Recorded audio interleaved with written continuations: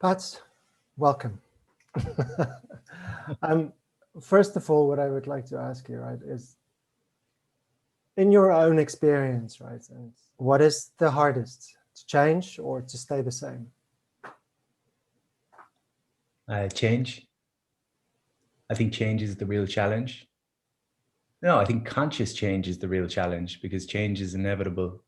Um, but consciously going beyond your conditioning in this world is hugely challenging because it's a whole society set up on trying to play on our impulses, our compulses, and we all seek that pleasure or avoidance of pain, and so that's our natural default. And then I was just reading yesterday, logotherapy, which is Viktor Frankl's work, is the third Viennese school of psychotherapy, and the previous two was Freud talk about pleasure principle, seek pleasure, get instant gratification. Adler talked about the power principle, get this approval and validation. And then Frankl talks about meaning and purpose. And I think this thing of changing consciously is about finding meaning and recognizing that there's meaning in suffering. And yeah, change is difficult. I think change is more difficult. Conscious change, yeah. Change is hard. And that, of course, Frankl, man's search for meaning in the concentration camp.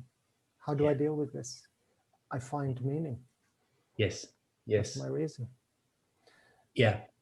If it's not changing the external circumstances, change the internal dialogue or the internal meaning I've attached to the situation.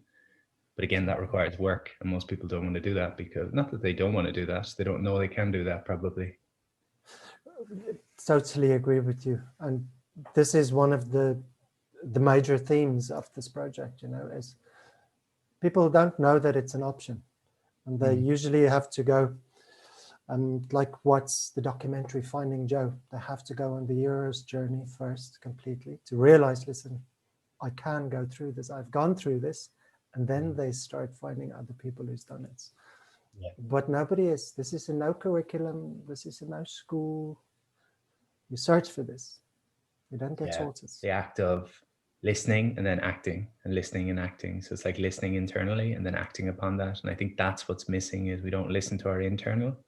And when it whispers, we don't act upon it. Again, it's like Finding Joe. I think there's all these nudges by the universe that, you're not in the right job or whatever it might be, but then listening is not enough. Bruce Lee said that, willing is not enough. We must do, knowing is not enough.